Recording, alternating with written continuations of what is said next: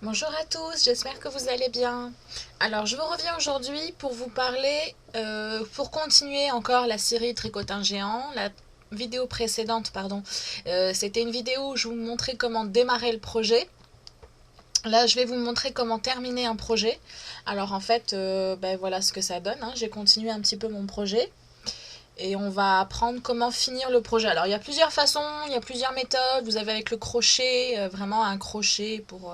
moi je suis une quiche avec un crochet, donc j'ai jamais réussi à faire quoi que ce soit en crochet. Donc j'ai pris la méthode la plus simple et la plus basique que j'avais trouvée dans un livre.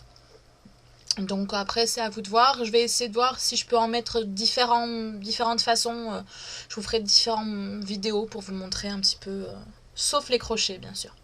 Alors juste pour vous montrer avant ce que je vous disais par rapport au petit... dans la vidéo précédente, je vous parlais du crochet ici extérieur, du picot extérieur, pardon, on va se mélanger à force. Et je vous disais l'importance à un moment donné de le défaire. C'est par rapport à ça, vous voyez, plus votre projet va avancer et plus votre laine, enfin votre projet ici sera long, forcément. C'est notre but. Et donc, du coup, votre picot, là, il gêne, en fait. Il empêche le projet de descendre et de pouvoir bien tirer dessus. Donc, c'est pour ça qu'à un moment donné, je vous dis, hop, il faut penser à le défaire. Donc, moi, là, je le termine là, le projet, hein, mais vous, ça peut faire une longueur... voilà, ça peut faire 60 cm, 70 cm, 1 mètre, enfin ce que vous voulez. Ça dépend du projet. Moi, je vais m'arrêter là, c'était pour vous donner un exemple. Donc ça, c'était un des points que je voulais parler avec vous. La deuxième chose que je voulais aborder, enfin le deuxième point que je voulais aborder, que j'en ai pas parlé la dernière fois, c'est en fait là vous voyez bien la différence. Quand j'ai pris ces picots là, vous voyez bien que le projet, en fait ici, il est plus étroit que la largeur de tous les picots. Je sais pas si vous voyez bien. Vous voyez, hop, hop, là c'est mes picots que j'ai utilisés et le projet est beaucoup plus fin. Donc ça c'est quelque chose qu'il faut que vous preniez en compte, surtout si vous faites des projets au pif. Si c'est vous qui créez vos propres patrons, c'est important que vous preniez en compte qu'à un moment donné, votre laine elle va revenir à sa densité normale en fait, à sa densité originelle. Et donc que votre projet sera forcément moins large que la largeur des picots que vous utilisez, tout simplement. Donc vous essayez de vous repérer et c'est pour ça que c'est important de faire exactement comme pour le tricot à l'aiguille, c'est de vous faire un échantillon pour voir un peu comment se comporte la laine en fait sur votre tricotin. Donc ça c'était la deuxième chose que je voulais aborder. Ah oui, et aussi en fait je fais voir mes vidéos à différentes personnes avant de les mettre en ligne, histoire qu'elles me disent ce qu'elles en pensent, si c'est clair, si elles comprennent des choses et tout ça.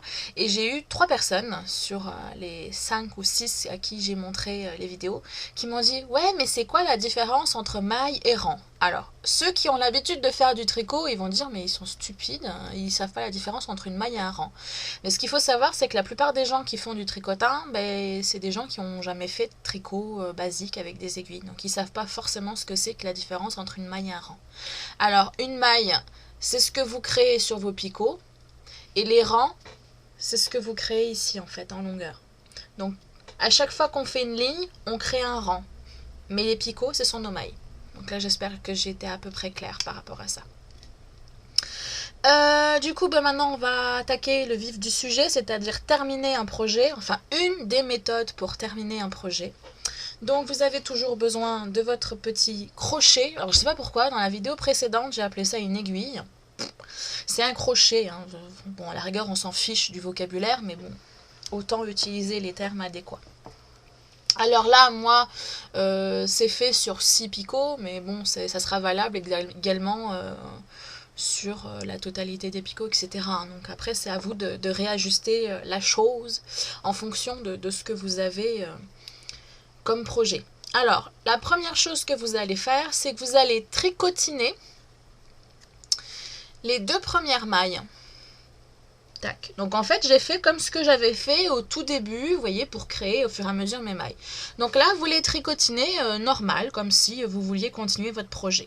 Hop, les 2 premières mailles seulement. Tac. Donc là, j'ai tricotiné mes 2 premières mailles. Maintenant, on va prendre la maille du premier picot et on va aller la mettre sur le deuxième picot, en fait. Alors, moi, j'y vais avec les doigts.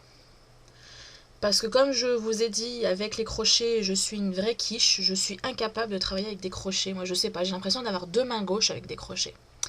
Donc là, vous vous retrouvez avec les deux mailles ici. Et bien, vous allez la tricotiner. Alors, hop, et on passe par-dessus. Et on tire le projet. Maintenant, on va tricotiner. Donc là, c'est mon premier picot du coup. On va aller tricotiner le picot d'à côté. Hop. Hop. Ah mais oui, mais je vous ai pas descendu. C'est pour ça que je galère en fait. Voilà. Ah, je suis déjà un petit peu plus à l'aise là. Bon. Donc là, j'ai tricotiné mon... Si on se réfère au tout début, mon premier picot, il était là. Donc j'ai tricotiné mon troisième picot. Maintenant, je vais aller mettre la maille du deuxième sur le troisième. Donc moi, toujours pareil, hein, j'y vais un peu à l'arrache avec les doigts. Mais vous, si vous voulez faire ça proprement, vous y allez avec soit le crochet que vous avez, soit avec l'aiguille. Et donc là, ben, vous avez vos deux mailles hop, sur votre picot. Donc vous allez les tricotiner normalement. Hop. Et on va continuer le processus exactement de la même manière. Donc là, on a notre maille qu'on va devoir fermer. Mais on va aller tricotiner le picot d'à côté. On la tricotine. Voilà. Hop, on vient chercher la maille. Alors, je vais essayer de le faire proprement pour vous faire quand même un bon exemple. Et on vient passer la maille. Voilà. Sur le picot d'à côté. Et on tricotine. Tac. On continue. On va tricotiner le picot suivant. Hop. On vient chercher la maille du picot précédent. On le met dessus. On le tricotine. Voilà. On tricotine le picot qui suit. Hop. On prend la maille précédente. Enfin, ouais, oui, la maille précédente. Je vais m'embrouiller toute seule. Et on va tricotiner tout ça. Alors, vous voyez, hein, là, c'est là l'importance que je vous disais de ne pas avoir des laines froufrouteuses. Et je vais me remettre un peu plus à droite. Parce que là, du coup, vous voyez, je suis un peu embrouillée parce que c'est un peu flouté, un peu froufrouté. Donc, on n'y voit rien. Donc, c'est ça un peu le désavantage d'avoir des laines duveteuses, froufrouteuses, etc. Donc, alors vous écartez bien vos mailles pour bien voir. Hop, vous allez chercher la maille du dessous, par-dessus la maille du dessus. Donc là, du coup, notre projet, il ne tient que sur un picot maintenant. Voilà. Donc là, on va couper notre laine, hein, qui est là. Donc moi, toujours pareil, surtout je débute, je me prends une marge. On gaspille un peu, mais bon. Vaut mieux gaspiller un peu que du coup rater son projet parce qu'on s'est pris un tout petit bout et qu'on n'arrive pas à manipuler ce qu'on a à manipuler.